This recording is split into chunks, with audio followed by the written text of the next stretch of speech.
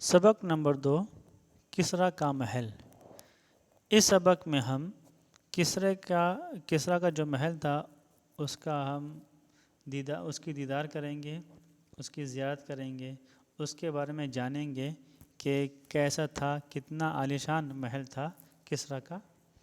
ٹھیک ہے، کسریٰ ایک بادشاہ تھا جو کہ ایران کا رہنے والا تھا، ایران کا بادشاہ تھا۔ ٹھیک ہے، کسریٰ کا اصل نام پرویز ہے۔ یہ ایران کے جو بادشاہ ہوتے تھے ان کا لقب ہوتا تھا کسریٰ۔ ٹھیک ہے، تو کسریٰ کا محل، یہ جو تحریر ہے اگر اس کی تقسیم کی جائے تو اس تحریر کو ہم سفر نامہ کے زمرے میں شامل کر سکتے ہیں، لہٰذا پہلے سفر نامہ کیا ہوتا ہے ہم وہ جان لیں۔ ٹھیک ہے، دیکھیے، سفر نامہ اردو ادب کی ایک صنف ہے جس میں بیرونی ادب، تلاش بینی ادب، مہم جویانہ ادب یا قدرتی لکھائی اور رہنما کتب اور دوسرے ملکوں کے دورے شامل ہیں۔ کہتے ہیں سفر نامہ اردو ادب کا ایک حصہ ہے، ایک قسم ہے جس کے اندر دوسرے ادبوں کو شامل کیا جا سکتا ہے، جیسے انویسٹیگیشن ادب یعنی ڈیٹیکٹیو لٹریچر، مہم جویانہ مطلب کوئی مشن پر مشنری لٹریچر، مشن والا لٹریچر۔ اسی طرح قدرتی لکھائی، نیچرل رائٹنگ یا پھر رہنما کتب، یعنی وہ کتابیں جو دوسروں چیزوں کے بارے میں ہمیں خبر دیتی ہیں، ہے نا، فلاں جگہ ایسی ہے، فلاں جگہ ویسی ہے، جو ہمیں دوسروں چیزوں کے بارے میں خبر دیتی ہے، فلاں کسی جگہ کے بارے میں، ان کو بھی کہتے ہیں، وہ بھی سفر نامہ کے حصے ہیں۔ اور دوسرے ملکوں کے دورے شامل ہیں، یعنی اگر کوئی شخص کسی ملک کا دورہ کرتا ہے، کسی گاؤں، کوئی شہر، کوئی گاؤں قریہ کی سیر کرتا ہے، تفریح کرتا ہے، اسے اپنے قلم سے بیان کرتا ہے، تو اس ادب کو، اس لٹریچر کو سفر نامہ کہتے ہیں۔ سفر عربی زبان کا لفظ ہے جس کے معنی مسافت طے کرنا کے ہیں، یعنی سفر عربی لفظ ہے جو it's meaning is travelling and measuring distance, مسافت طے کرنا۔ اس کو لکھنے کا مقصد قارئین کو اپنے تجربات و واقعات سے آگاہی دینا، عام انسان کے اندر دیار غیر کے بارے میں جاننے کی خواہش پیدا کرنا اور سفر کی داستان سنانا ہے۔ یہ سفر نامہ کیوں لکھا جاتا ہے؟ اس کا اصل مقصد ہوتا ہے لوگوں کو اپنا تجربات اور اپنے ساتھ جو بھی حادثات و واقعات پیش آئے ہیں ان واقعات و تجربات کو لوگوں میں شیئر کرنا، ان کو انفارم کرنا، خبر دینا، اور عام لوگوں کے دلوں میں بھی دور دراز اور پرائے دیشوں کی سیر سپاٹے اور تفریح کا جذبہ پیدا کرنا، خواہش پیدا کرنا مقصد ہوتا ہے سفر نامے سے۔ اور اسی طرح سفر کی جو داستان ہوتی ہے وہ داستان سنانا مقصد ہوتا ہے سفر نامے سے۔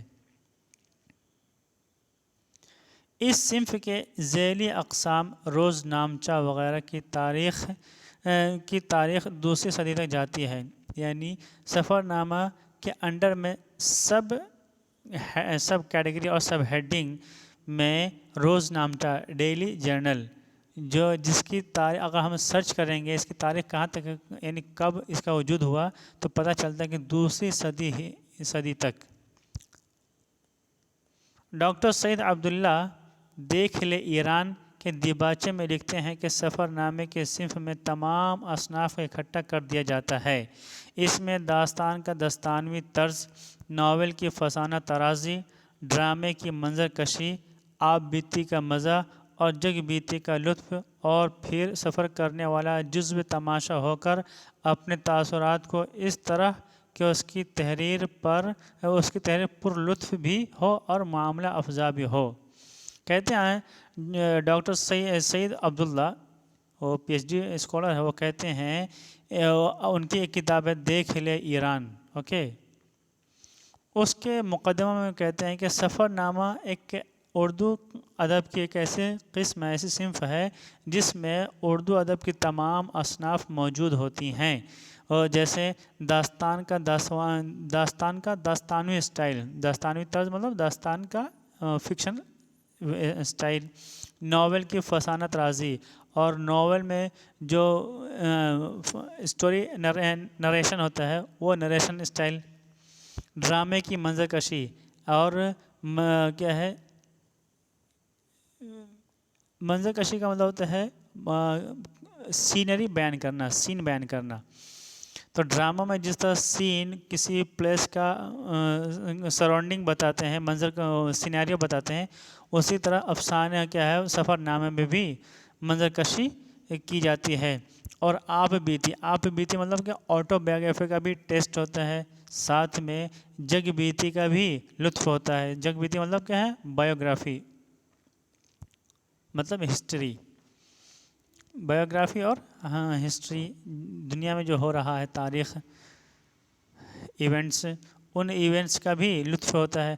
اور پھر سفر کرنے والا جو مسافر ہوتا ہے جزو تماشا ہو کر اپنے تاثرات کو اس طرح کہ اس کی تحریر پر لطف بھی ہو اور معاملہ افزا بھی، کہ جو مسافر ہوتا ہے وہ مسافر خود اس ایونٹس کا ایک حصہ پارٹ بن جاتا ہے اور اپنے تاثرات کو، اپنے ایموشنز کو، میوسنگز کو اس انداز میں پیش کرتا ہے کہ وہ پڑھنے میں بھی لطف ملتا ہے اور اس کو پڑھنے سے پوری طرح معاملہ بھی پوری طرح سمجھ میں آ جاتا ہے، مسئلہ بھی یعنی گرہ کشائی ہو جاتی ہے.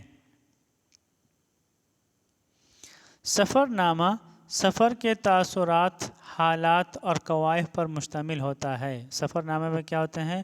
سفر میں جو بھی انسیڈنٹس ہوئے، جو بھی کنڈیشنز ہوئے، جو بھی سچویشن کو فیس کرنا پڑا ہے، ان سبھی کو شامل کیا جاتا ہے، وہ سب مشتمل ہوتے ہیں، شامل ہوتے ہیں. فنی طور پر سفر نامہ بیانیہ ہے جو سفر نامہ نگار سفر کے دوران میں یا اختتام سفر پر اپنے مشاہدات، کیفیات اور اکثر اوقات قلبی واردات سے مرتب کرتا ہے. دیکھیے سفر نامہ یہ کوئی شاعری نہیں ہے بلکہ فکشنل ہے، بیانیہ ہے. اوکے، فکشنل ہے، مطلب پروس ہے، پوئٹری نہیں ہے. اور یہ سفر نامہ اکثر لوگ اپنے سفر ختم ہونے کے بعد لکھتے ہیں اور کچھ لوگ سفر کے درمیان میں ہی لکھتے ہوئے اپنے مشاہدات اور اپنی فیلنگز کو بیان کرتے ہیں. اور اکثر ٹائم پہ کیا ہے اپنے میوسنگز جو یعنی دل میں جو میٹر ایمرج ہوتا ہے ان امور کو بھی بیان کر دیتے ہیں سفر نامہ میں. اردو کے کچھ مشہور سفر نامے یہ ہیں: 7 سمندر پار، لبیک، یہ سفر نامے کا نام ہے. نظر نامہ، کسرا کی ہوائیں، اندلس میں اجنبی. اوکے، یہ سب سفر نامے کے کتابیں ہیں. لکھنے میں سفر کی بنیادی وجوہات لکھی ہوتی ہے، جیسا کہ کسی جگہ کے رسم و رواج کا مطالعہ، زرعی دور کا مشاہدہ اور پہاڑوں پر چند تفریحی لمحات گزارنا وغیرہ. اس کے علاوہ سفر کے دیگر حالات بھی بالتفصیل لکھے جاتے ہیں. کہ کہتے ہیں کہ سفر نامہ کیوں لکھا گیا ہے، اس کی بنیادی وجہ بھی سفر نامے میں مذکور ہوتا ہے، بیان کر دیا جاتا ہے کہ اسے لکھنے کا مقصد کیا ہے. یعنی فلاں جگہ کے رسم و رواج یہ ہے، اس لیے یہ سفر نامہ لکھا جا رہا ہے اس رسم و رواج کو بیان کرنے کے لیے. زرعی دور کا مشاہدہ، یعنی جب کھیتی باڑی کی جاتی تھی تو کھیتی باڑی کس طرح کی جاتی تھی اس کا ایک آبزرویشن، مشاہدہ بیان کیا جاتا ہے. اور پہاڑوں پر چند تفریحی لمحات گزارنا، یعنی پہاڑوں پر جب چند وقت تفریح کے لیے وہاں پر ہم ٹھہرے تو کیا ہوا. یہ سب اسباب ہیں، وجوہات ہیں سفر نامہ لکھنے کے.